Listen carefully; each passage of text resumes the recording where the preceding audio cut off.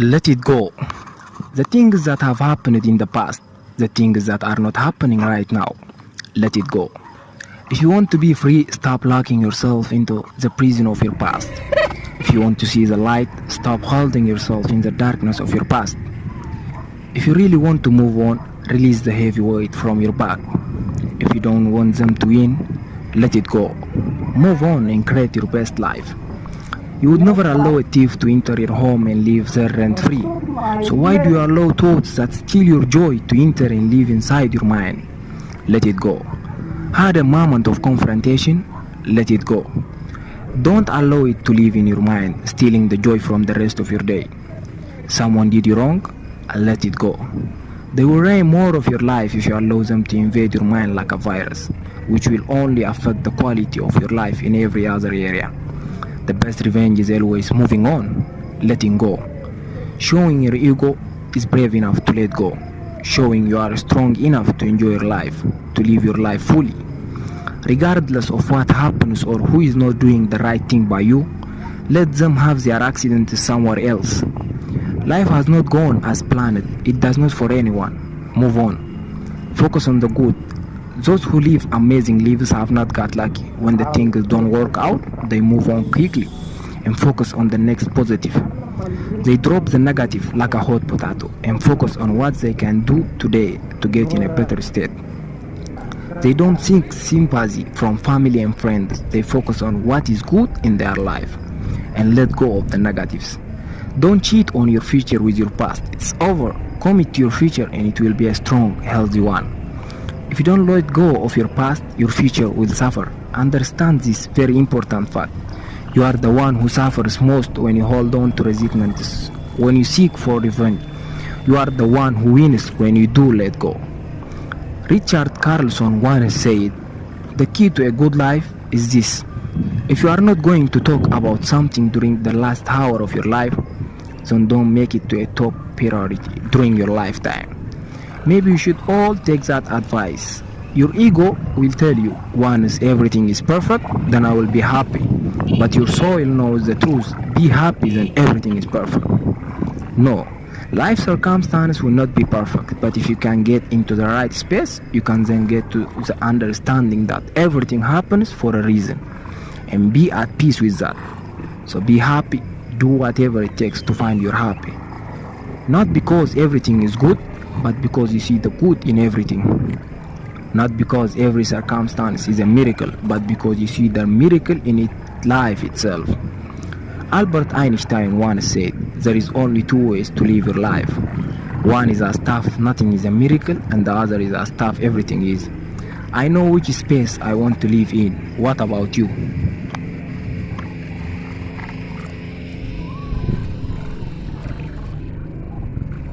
Forgiveness is giving up the hope that the past could be any different. I think for myself, and I know many of you, you think forgiving means accepting what has happened to you.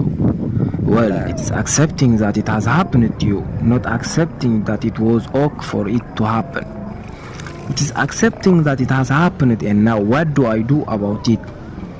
Forgiving is giving up the hope, not holding on, hoping, wishing that it could have been any other way than it actually was. Giving up the hope that the past could be any different. And when I got that, I think it took me to the next level of being a better person. Because I don't hold grudges for anything or any situation, and neither should you. It is letting go so that the past does not hold you a prisoner, does not hold you hostage.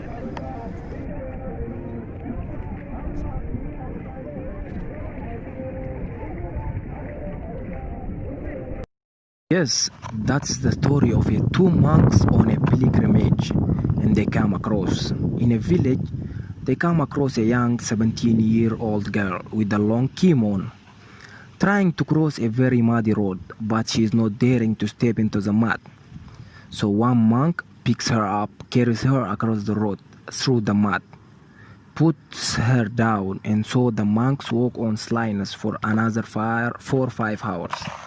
Just practicing a noble slyness, and then after 4 or 5 hours, when they are getting close to their destination, one monk says to the monk who had picked up the girl, Oh, you should not have done that because we monks are not supposed to even touch a woman.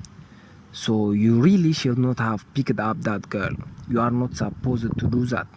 And the other monk says, "Oh, are you still carrying that girl? I put her down hours ago." So the other monk was still carrying the girl, the event, in his head, and for 4 hours he was walking with this burden. And that shows the reluctance of the human man to let go of the past. Easy to blame those that have wronged us for just about everything that is wrong with our life. If it was not for them, I would be happy. If it was not for them, I would have more money.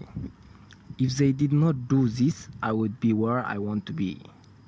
Most people get so caught up in blaming that they continue to blame and sabotage their own life long after the person is gone from their life. Most people hold on to the blame because it is easier than moving on. Those who take responsibility for their life and are wanting to move on and put the past behind them are much more likely to gain freedom, success, and happiness. Now, this does not mean there are not horrible people in the world that have done wrong by others. It is not condoning others' behavior.